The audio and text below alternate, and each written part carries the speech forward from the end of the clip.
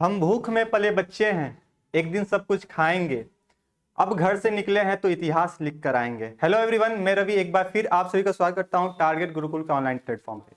जैसे कि आज सभी पता है कि हम लोग आज, जैसे कि आप थंबनेल में पता चल गया होगा कि बॉटनी का हम लोग टॉप क्वेश्चन सॉल्व करने वाला है यूनिट नंबर 1 का। यानी कि आपके सिलेबस में, यानी कि लखनऊ यूनिवर्सिटी में अगर वायरस वाले टॉपिक है, यूनिट है, तो आज की क्लास में हम लोग देखेंगे कि इसमें से कि कौन कौन से क्वेश्चन बार बार एग्जाम में सर्कुलेट होते हैं, है ना, उसको बार बार, चाहे वो लॉन्ग क्वेश्चन में या फिर शॉर्ट क्वेश्चन में। तो इस टाइप के क्वेश्चन आज हम लोग देखने वाले हैं यूनिट नंबर 1 में, यानी कि वायरस में, विषाणु में देखने वाले हैं। और ये देखेंगे यहाँ से हम लोग किस टाइप के क्वेश्चन आते हैं, उसको कैसे लिख सकते हैं, उसमें कौन कौन से फिगर हम ड्रॉ कर सकते हैं, तमाम सारे बातों को आज की क्लास में हम लोग देखने वाले हैं। ठीक है, तो चलिए क्लास को स्टार्ट करते हैं और देखते हैं कि वायरस में सबसे पहला क्वेश्चन क्या पूछा जाता है लॉन्ग आंसर टाइप के अकॉर्डिंग। किसके according sir? Long answer type के अकॉर्डिंग सबसे पहला क्वेश्चन आपको क्या देखने को मिलता है, और ये हर बार सर्कुलेट होता है, ये कॉमन क्वेश्चन है। ये जो क्वेश्चन आपके लिए लेकर आए हैं, जो भी 15-16 क्वेश्चन होंगे आपके सामने देखने को मिलेंगे, ये कॉमन क्वेश्चन है। हर बार कहीं ना कहीं, एक इस साल लॉन्ग में पूछा जाए तो अगले साल शॉर्ट में, यानी कि अल्टरनेट करके ये क्वेश्चन कहीं ना कहीं सर्कुलेट होते रहते हैं। जिसमें से पहला क्वेश्चन है सर कि describe the structure of virus. किसकी बात कर रहे हैं सर? वायरस के स्ट्रक्चर की बात की जा रही है ना। या फिर आपको यही question same to same language change करके पूछा जा सकता है सर कि सिमेट्री ऑफ वायरस क्या होता है ना, स्ट्रक्चर ऑफ वायरस या फिर सिमेट्री ऑफ वायरस। ये दोनों क्वेश्चन जो है अल्टरनेट करके पूछा जा सकता है। अब भैया इसमें आप लिखेंगे क्या, लिखेंगे, है ना, ये बात आती है सर। क्वेश्चन तो पता चल गया, लिखेंगे क्या? अभी तक आप कुछ नहीं पढ़े हो, है ना, अभी तक आप कुछ नहीं पढ़े हो, कुछ नहीं समझे हो, तो क्या करो, बस ये जो क्वेश्चन है आपके सामने वायरस के रिगार्डिंग, इसी तरह आपका एल्गी का आएगा, इसी तरह आपका फंजाई का आएगा, है ना, तो वो बस इंपॉर्टेंट क्वेश्चन देख के चल जाना। अगर आपके पास कोई भी नोट्स है या फिर कोई भी बुक्स है या इवन ये कुछ भी नहीं है, तो आप बैच में आके नोट्स को वहां से लेके इन सभी बातों को, सभी क्वेश्चन के बारे में डिटेल में वहां से आप एक्सप्लेनेशन ले भी सकते हो और वहां से अपनी नोट्स को भी प्रिपेयर करके आप एग्जाम में दे सकते हो। ठीक है, अब देखो सिमेट्री आपसे पूछ दिया गया या फिर स्ट्रक्चर पूछ दिया जाए, तो यहां पे आप सबसे पहले इस टाइप का क्वेश्चन पूछा जाए तो आप एग्जामिनर को एक या दो लॉन्ग पैराग्राफ की बात करें तो एक पैराग्राफ में आप वायरस का इंट्रोडक्शन दे दीजिए कि भैया वायरस होता क्या है, कौन डिस्कवर किया था, क्या क्या कैरेक्टरिस्टिक फीचर है, 3-4 पॉइंट ये लिख दीजिए और फिर आप आ जाइए अपने मेन टॉपिक पे, सिमेट्री पे। और सिमेट्री पे जैसे ही आओगे तो हेडिंग डाल देना आप सिमेट्री। और जो सिमेट्री मेनली 3 टाइप्स के होते हैं। कितने टाइप्स के होते हैं सर? 3 टाइप्स के होते हैं। एक होता है आपका क्यूबिक, हाइड्रल और आइसोहाइड्रल। ये 3 टाइप के होते हैं। और कई ऐसे भी बुक होते हैं, कुछ ऐसे ही बुक प्रीफर करते हैं, वहां पे 2 ही सिमेट्री देखने को मिलते हैं, लेकिन कोई ऐसे स्टैंडर्ड बुक पे अगर जाओगे तो वहां पे 3 सिमेट्री देखने को मिल जाएगा। तो आपको 2 पता है, 3 पता है, तो आप डजंट मैटर, आप एग्जामिनर के सामने अपनी कॉपी में उसको लिख दीजिए और सभी सिमेट्री के बारे में पहले, सबसे पहले क्या कीजिए, सिमेट्री हेडिंग डाल दीजिए। सिमेट्री क्या होता है कभी भी पहले कभी सुने होंगे, जाने होंगे, तो उसके बारे में 2-3 पॉइंट लिख दीजिए। ठीक है, 2-3 पॉइंट लिखने के बाद आप बताइए कि सिमेट्री जो वायरस में 3 टाइप के होते हैं, 1, 2 और 3।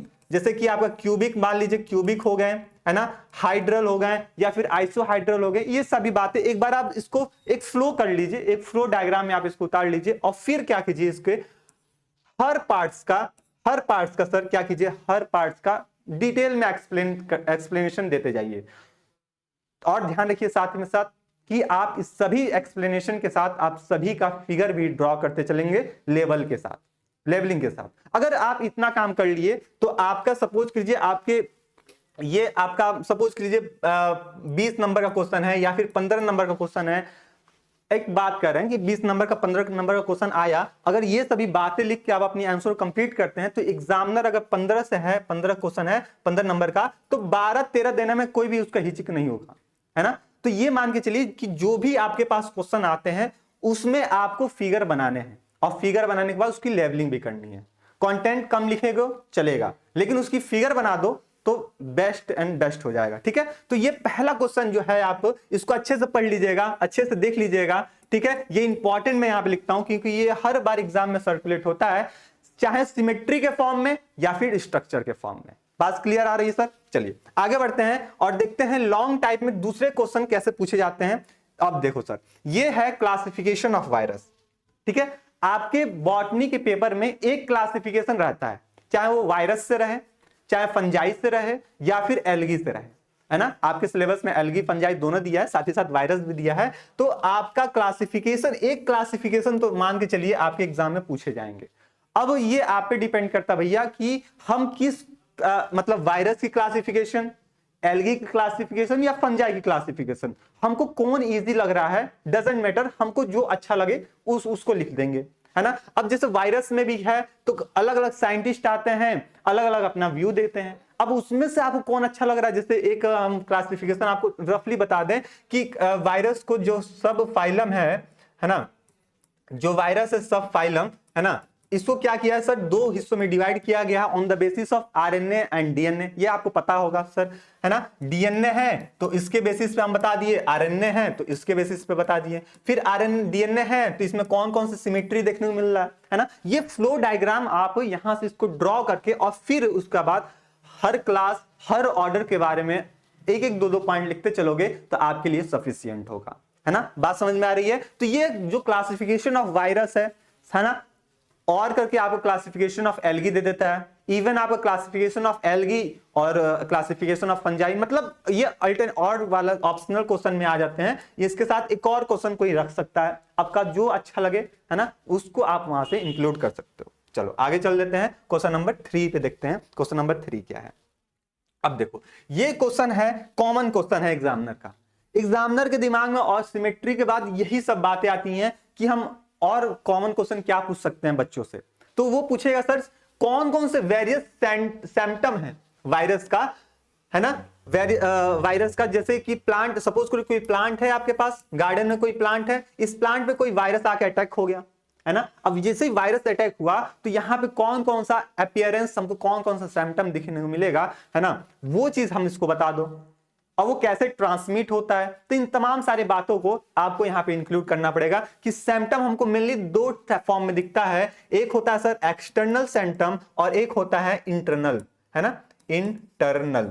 तो ये दो बातें आप यहां से ध्यान रखना। एक्सटर्नल में तमाम सारी बातें होती हैं सर, कलर की, लीफ ऑफ कलर चेंज हो गया, जो लीफ है उसकी रोलिंग हो गई, है ना, जो फ्लावर हैं वो अच्छे से खिल नहीं रहे हैं, बर्ड अच्छे से ग्रो नहीं कर रहे हैं, सीड अच्छे से, जो फ्रूट्स हैं वो अच्छे से पक नहीं रहे हैं। तो तमाम सारे अपीयरेंस आप यहाँ पे बता सकते हो एक्सटर्नल में। और इंटरनल में क्या बताओगे सर कि इसकी जो एक्स बॉडी है, क्रोमोसोमल एबनॉर्मलिटी देखने को मिल गई, साथ ही साथ यहाँ पे आप टिश्यू की डेवलपमेंट अच्छे से नहीं हो रही है। तो इन तमाम सारे बातें आप एक्सटर्नल और इंटरनल में आप एग्जामिनर को गिना सकते हो। और गिनाने के बाद, है ना, देखो मेरी मानो तो क्या करना, मेरी मानो तो ये काम कर लेना आप कि एक सेकेंड, आपका सामने दिया होगा सर ये क्लास क्या नाम है इसका, सिम्टम, है ना। यहां पे लिख लेना सर सिम्टम, हेडिंग डाल देना और यहां पे दो फॉर्म में डिवाइड कर देना, फ्लो चार्ट एक, है ना। एक पेज पे आप क्या करना, जब भी लॉन्ग में ऐसा क्वेश्चन पूछे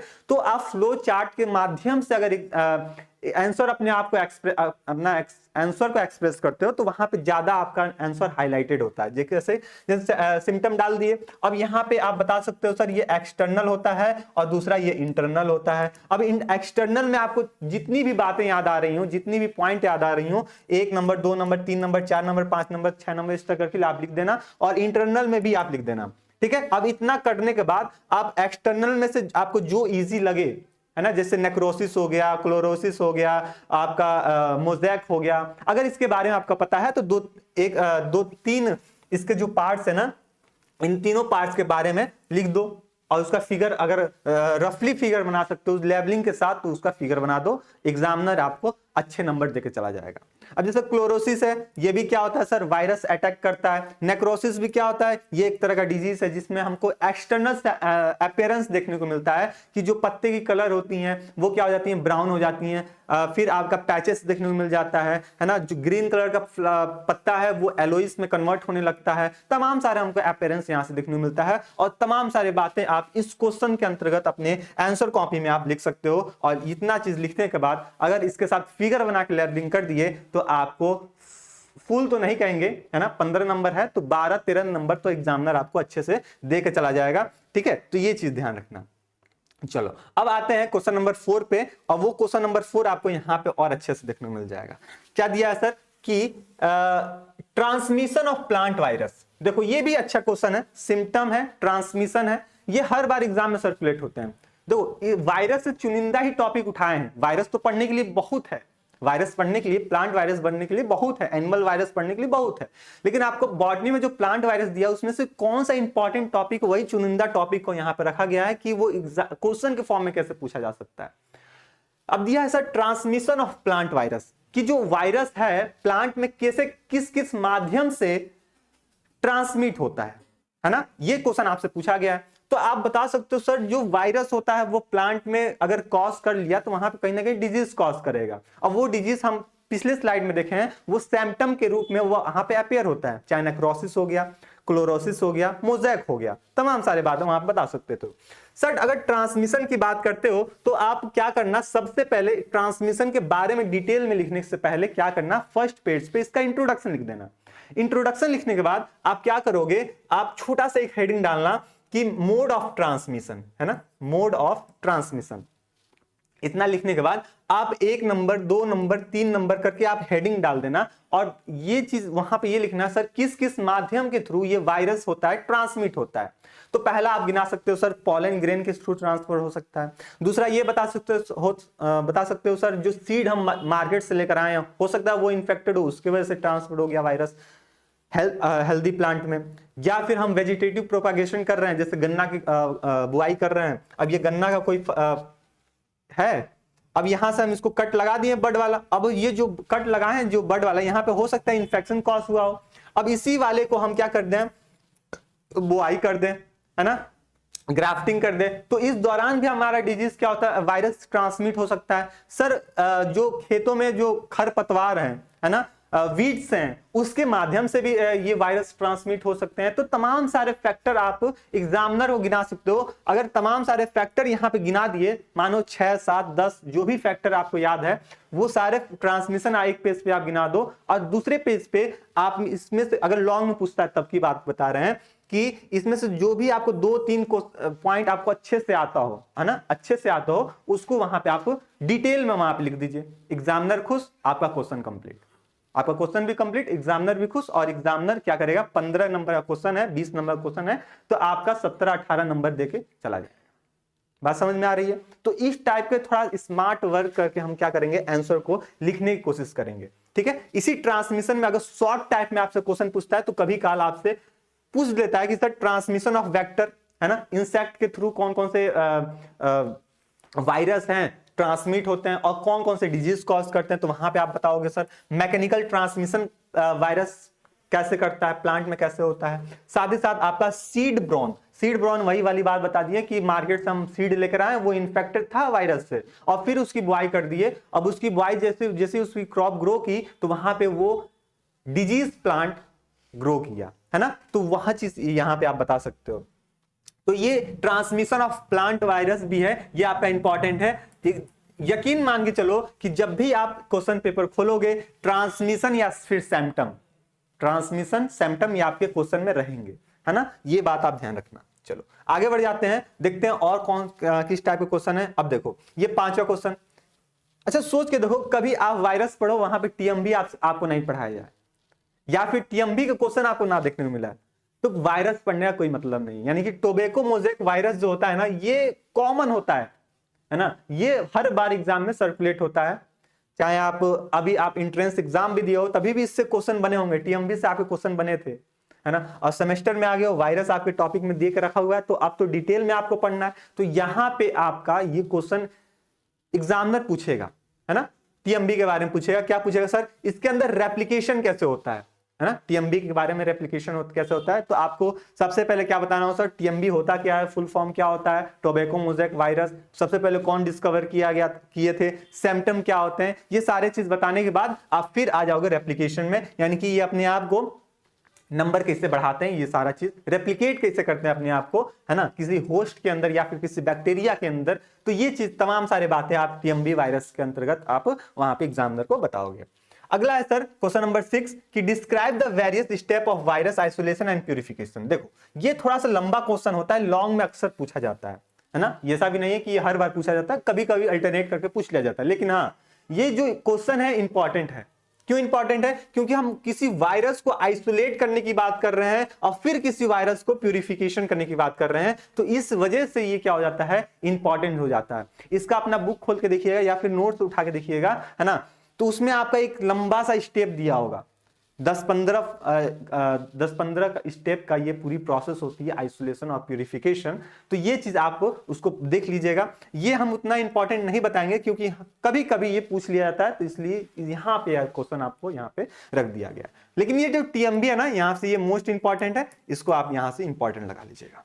चलिए आगे बढ़ते हैं हम लोग, ठीक है, आगे बढ़ते हैं। क्वेश्चन नंबर 7, 8 देखते हैं। देखो टीएमबी से एक तो रेप्लिकेशन पूछा जाता है, दूसरा इसका स्ट्रक्चर पूछ लिया जाता है कि इसका स्ट्रक्चर कैसा होता है। तो आप बताओगे सर टीएमबी का फुल फॉर्म सबसे पहले बताओगे, डिस्कवर कौन किया था, किस प्लांट में कॉज करता है ना, किसकी बॉडी स्ट्रक्चर कैसे होती है, प्रोटीन से मिलकर बनी होती है और जेनेटिक मटेरियल होता है, ये चीज बताओगे। और जेनेटिक मटेरियल में आपका डीएनए या तो आरएनए, यही चीज तो दो होगा, दोनों में से कोई एक होगा।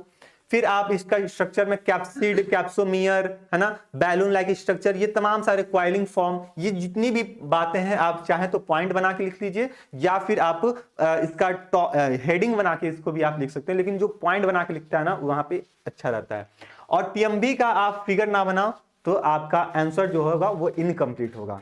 तो ये चीज ध्यान देना है कि आप कंटेंट कम लिखो चलेगा, लेकिन फिगर उसकी होनी चाहिए और लेवलिंग के साथ होनी चाहिए, है ना। एक पेज पे, आधा पेज पे उसकी फिगर बना दीजिए अच्छे से, है ना, ऐसे फिगर होता है जो भी आपका टीएमबी का, और वहां पे उसका लेवलिंग कर दीजिए कि इसका ये सर्कुलर डीएनए दिख रहा है या सर्कुलर आरएनए दिख रहा है, ये जो दिख रहा है उसको हमको कैप्सिड या फिर कैप्सोमियर कर देते हैं। तो इस तरह आप फिगर बनाइए और सबकी लेवलिंग कर दीजिए, है ना, फिर आप एग्जामिनर से आपको अच्छे नंबर दे के जाएगा, इतनी गारंटी है ना। देखो यहाँ पे अब देखिए 8वां नंबर दे रहा है बैक्टीरियोफेज। क्या दे रहा है सर? बैक्टीरियोफेज, यानी कि ऐसा वायरस बैक्टीरिया को इफेक्ट कर देता है उसको बैक्टीरियोफेज करते हैं। इसमें आपका T2 और T4 फेज का आपको देखने को मिलता है। तो ये चीज बारे में आप फेजेस के बारे में यहाँ से इंक्लूड कर सकते हो, और इसकी भी फिगर अच्छी खासी आपकी कोटपाल की बुक में भी दी हुई है। और अगर बैच से जुड़े हो तो वहां पे जो आपको नोट्स प्रोवाइड किया गया था, पीडीएफ प्रोवाइड किया गया था, वहां पे भी आपका फिगर यहाँ से मिल जाएगा। ठीक है, अभी बताते हैं कि आपके पास बुक भी नहीं है, नोट्स भी नहीं है, तो फिर आप कहां से पढ़ोगे, अभी हम लास्ट में बताएंगे इसको, ठीक है। लेकिन सबसे पहले हम क्वेश्चन देख लेते हैं सर कौन कौन से और भी क्वेश्चन बचे हुए हैं। अब जैसे क्वेश्चन नंबर 9 दिया है सर कि बैक्टीरियोफेज, वहां पे तो स्ट्रक्चर पूछा था, अगला क्वेश्चन ऐसे पूछता है सर कि बैक्टीरियोफेज में रेप्लिकेशन कैसे होता है ना, ये अपने आप नंबर को कैसे बढ़ाता है किसी बैक्टीरिया के अंदर या फिर किसी भी होस्ट के अंदर, है ना। तो इसके बारे में आप डिटेल में वहां पे एक्सप्लेनेशन करोगे, और उसके साथ ही साथ जो रेप्लिकेशन का जो फिगर होगा, डायग्राम होगा, उसको लेवलिंग के साथ आप वहां पे इंक्लूड करने की कोशिश करोगे। ठीक है, तो ये चीज आप ध्यान रखना। अगला देखना है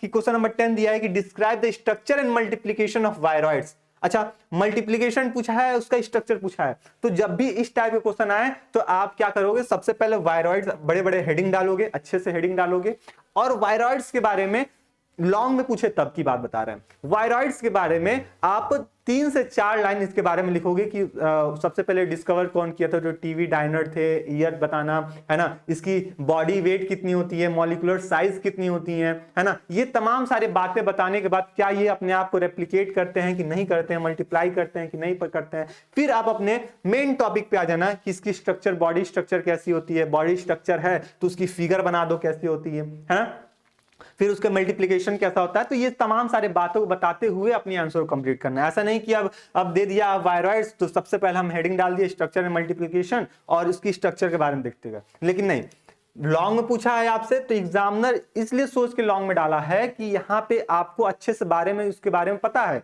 और वहां पे आप इसके बारे में कुछ ना कुछ एडिशनल पॉइंट भी आप इंट्रोडक्शन हेडिंग डाल दीजिए और वहां पे आप इसको पॉइंट के फॉर्म में इंक्लूड कर सकते हो, है ना, साथ ही साथ इसका फिगर भी बना देना। तो ये भी इंपॉर्टेंट टॉपिक्स है वायरॉइड से, तो इसको भी आप देख के जाइएगा एग्जाम में। अब देखो, अब आता है इससे शॉर्ट क्वेश्चन, कौन कौन से क्वेश्चन आते हैं वायरस के रिस्पेक्ट में, तो ये इसमें देखते हैं। तो सबसे पहले है कैरेक्टरिस्टिक ऑफ वायरस। तो ये तो हमको पहले से पता है सर, हमको अभी बताया जाए तो एक पूरी क्लास चल जाए वायरस की कैरेक्टरिस्टिक फीचर बताने में, ठीक है। आपको ही पता है, हमें भी पता है कि वायरस एक कॉमन टॉपिक है और इस पे हम बहुत चीज बता सकते हैं सर कि इसमें डीएनए या फिर आरएनए जेनेटिक मटेरियल होता है। साथ ही साथ आप बता दो सर ये कनेक्टिव लिंक होता है between living things and non living things. Environment में रहता है तो नॉन लिविंग फॉर्म में रहता है, होस्ट के अंदर आ जाता है तो मल्टीप्लाई करने लगता है, डिजीज कॉज करने, तमाम सारे इसका कैरेक्टरिस्टिक फीचर आप यहाँ पे गिना सकते हो एग्जामिनर को। अच्छा, एक चीज और, जब ये आप यहाँ पे कैरेक्टरिस्टिक फीचर गिना दिए, सपोज करो आप 10 कैरेक्टरिस्टिक फीचर गिना दिए, बात को ध्यान से सुनना, शॉर्ट की बात बता रहे हैं आपको, और भी लॉन्ग में अगर कुछ नहीं पता है तो 10 पॉइंट आप गिना दिए। 10 पॉइंट गिनाने के बाद एक लास्ट में 4 से 5 लाइन का छोटा सा ब्रीफ पैराग्राफ लिखिए कंक्लूजन का। ये आप क्या लिखे हो, इसमें जो चीज लिखे हो उसी का एक कंक्लूड करके 3 से 4 लाइन में उसको कर दीजिए, आपका आंसर पूरी कंप्लीट मानी जाएगी। क्यों? क्योंकि उस क्वेश्चन का आप इंट्रो भी दिए हो, इसका बॉडी भी लिखे हो और साथ ही साथ इसका कंक्लूजन भी लिख दिए हो, है ना। तो ये ट्रिक आप अपनाइएगा और एग्जाम में देखिएगा आपका अच्छा से अच्छा नंबर यहाँ से बनने वाला है। Sir nature of virus, virus का क्या क्या नेचर होता है, ये चीज भी हम बता सकते हैं। तो ये भी कॉमन क्वेश्चन होते हैं, आपको ध्यान रखना होंगे, शॉर्ट में ये सब पूछे जाते हैं। 13 नंबर देख लीजिए कि वायरस में जीनोम का ऑर्गेनाइजेशन कैसे होता है, यानी कि डीएनए आरएनए का ऑर्गेनाइजेशन कैसे होता है, क्या डीएनए आरएनए दोनों होता है या फिर डीएनए होता है आरएनए होता है, ये तमाम सारी बातें जीनोम के बेसिस पे आप वायरस का बताओगे, ये भी आप पढ़ के जाना, ये भी इंपॉर्टेंट है। अगला है सेरोलॉजी, ये क्या होता है, एक तरह से स्टडी होता है ब्लड में, है ना, ब्लड में स्टडी होता है कि हमारे ब्लड में एंटीबॉडीज, एंटीजन या फिर वायरस के रिस्पेक्ट में कोई डिजीज तो कॉज नहीं हो रहा है या फिर वायरस, तो एक तरह से ये स्टडी होता है, इसमें हम ब्लड की टेस्टिंग करते हैं, है ना। ये छोटा सा अलग आपका वायरस में इंक्लूड किया हुआ था, तो इसको सेरोलॉजी एक नई टॉपिक है आपके एनईपी में ऐड है, तो इसको एक बार पढ़ लीजिएगा, ठीक है। तो यहां से आप क्वेश्चन इसको भी कर सकते हो।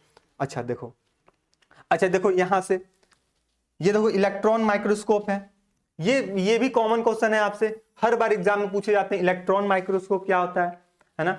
कंपाउंड, पहले तो कंपाउंड पूछे जाते थे, लेकिन अब इलेक्ट्रॉन माइक्रोस्कोप पूछे जाते हैं। तो आप इसमें बता सकते हो तो ये अल्ट्रा स्ट्रक्चर होता है, इसमें हम लोग छोटे से छोटे पार्टिकल्स को भी हम क्या कहते हैं मैग्नीफाई करके उसको हम देख सकते हैं। तमाम सारे बातें आप यहाँ से बता सकते हो, है ना। वायरस की भी स्टडी हम लोग इजिली वे में इलेक्ट्रॉन माइक्रोस्कोप से कर सकते हैं, ना ही वायरस की, साथ ही साथ अदर भी माइक्रो ऑर्गेनिज्म की भी हम स्टडी यहाँ से कर सकते हैं। तो ये चीज बातें आप इलेक्ट्रॉन माइक्रोस्कोप में जब शॉर्ट नोट पूछे तो आप 2 से 3 पैराग्राफ देके आराम से उसको कंप्लीट कर सकते हो। अच्छा 16 नंबर देखो क्या दिया है सर, प्रोकैरियोट्स और यूकैरियोट्स में क्या डिफरेंशिएट होता है, क्या डिफरेंसेस होते हैं। तो याद करो आपको तमाम सारे बातें बताए हैं, उसमें से एक बात ये भी बताएं सर कि जो प्रोकैरियोट्स होते हैं इसमें वेल डेवलप न्यूक्लियस नहीं होते हैं, वेल डेवलप न्यूक्लियस नहीं होते हैं, है ना। तो ये चीज आप यहां से बता सकते हो। एक यहाँ पे फिर ये बता सकते हो सर यहाँ पे कोई भी न्यूक्लियर मेम्ब्रेन की डेवलपमेंट नहीं होती है, लेकिन यहीं पे यूकैरियोट्स जो होते हैं यहाँ पे वेल डेवलप होते हैं, है ना। क्या होते हैं सर, वेल डेवलप होते हैं। अब इस पे हम डिटेल में नहीं जाएंगे, डिटेल में जाएं तो लंबी क्लास हो जाएगी, तो फिर ये अपनी इंपॉर्टेंट क्वेश्चन वाली सीरीज नहीं रह जाएगी, थ्योरी क्लासेस वाली सीरीज हो जाएगी। तो इसको ध्यान में रखते हुए ये आपका 16 क्वेश्चन जो थे जो कि इंपॉर्टेंट है आपकी यूनिट नंबर 1 यानी कि वायरस के रिस्पेक्ट में, ठीक है। इसी तरह आपको मिक्स क्वेश्चन भी एक बार आपको बहुत जल्द मिलने वाला है, मिक्स क्वेश्चन, ठीक है। अच्छा ये बात तो यहां तक हो गई थी बॉटनी की, हम लोग पहला यूनिट हम देख लिए कि वायरस में कौन कौन से इंपॉर्टेंट टॉपिक हैं, है ना। इंपॉर्टेंट टॉपिक के साथ खास उनके कौन कौन से इंपॉर्टेंट क्वेश्चन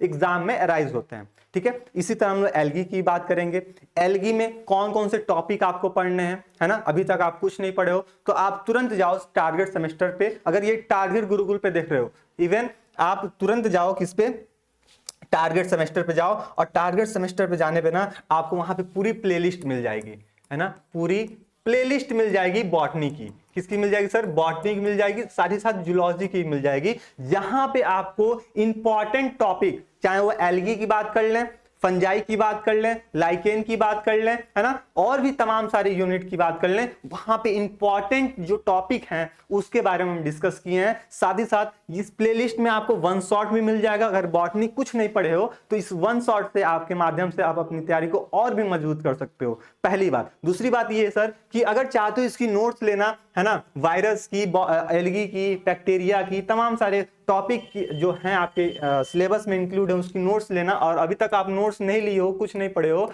तो फिर क्या करोगे, आप आ जाओगे अपने टारगेट गुरुकुल मोबाइल ऐप पे, और वहां पे आने के बाद आप सारथी बैच से ज्वाइन हो जाओ, वहां से एनरोल कर लो। वीडियो को छोड़ दो, आप उसकी जितनी भी कंटेंट आपको दी गई है बाइलिंगुअल फॉर्म में है, नोट्स है वहां पे, उसको डाउनलोड कीजिए और उसको पढ़ के, है ना, यहां से कोरिलेट कर लीजिए, सर यहां से आप ये इंपॉर्टेंट क्वेश्चन बताए थे, वो चीज आपको वहां पे वीडियो में मिल जाएगा, है ना, नोट्स में मिल जाएगा, तो वहां से आप उसको पढ़ सकते हो। तो ये सभी बातें थी। अगर यहां तक इतनी बातें काम कर लिए तो आपके एग्जाम में 50+ वायरस की बात कर रहे हैं, इसी तरह वायरस, एल्गी, 75 नंबर की पेपर है आपके, है ना, 75 नंबर के पेपर है, तो मान के चलिए कि कुछ नहीं कुछ, अगर ये इंपॉर्टेंट टॉपिक देख लिए, प्लेलिस्ट देख लिए, वन शॉट देख लिए, इसी में वन शॉट है आपके, वन शॉट सर कहां मिलेंगे वन शॉट, तो टारगेट सेमेस्टर में मिलेंगे, टारगेट गुरुकुल पे नहीं, टारगेट सेमेस्टर पे प्लेलिस्ट पे जाना, बॉटनी वाले पे, वहीं पे वन शॉट मिल जाएंगे, और साथ ही साथ इंपॉर्टेंट टॉपिक, इंपॉर्टेंट क्वेश्चन भी मिल जाएंगे। तो अगर इतनी काम कर लिए आप लोग तो 75 में 60+ तो मान के चलो आपके कोई नहीं रोकने वाला है, 60+ में आंसर, ठीक है। तो ये चीज आप ध्यान रखना। तो आई होप कि इतनी बातें मेरी समझ में आ गई होंगी, है ना, इतनी बातें समझ में आ गई होंगी। इसी तरह हम लोग एल्गी का भी इंपॉर्टेंट टॉपिक आपको डिस्कस है, इंपॉर्टेंट क्वेश्चन भी आपको बता देंगे, है ना, मिक्स क्वेश्चन है, वो भी बहुत जल्द आपको देखने को मिल जाएगा, ठीक है। तो आप लोग कमेंट बॉक्स में बता दीजिएगा कि एल्गी का हम लोग वो देख चुके हैं कि नहीं देख चुके हैं, इंपॉर्टेंट क्वेश्चन और मिक्स क्वेश्चन मॉडल पेपर कितने आपको चाहिए, 2, 3, 5 जैसे चाहिए वैसे आपको फिर इन्फॉर्म कर दिया जाए, ठीक है। तो चलिए मिलते हैं नेक्स्ट क्लास में, तब तक के लिए स्टे रहिए, मस्त रहिए, अपनी तैयारी को और मजबूत करते रहिए। धन्यवाद।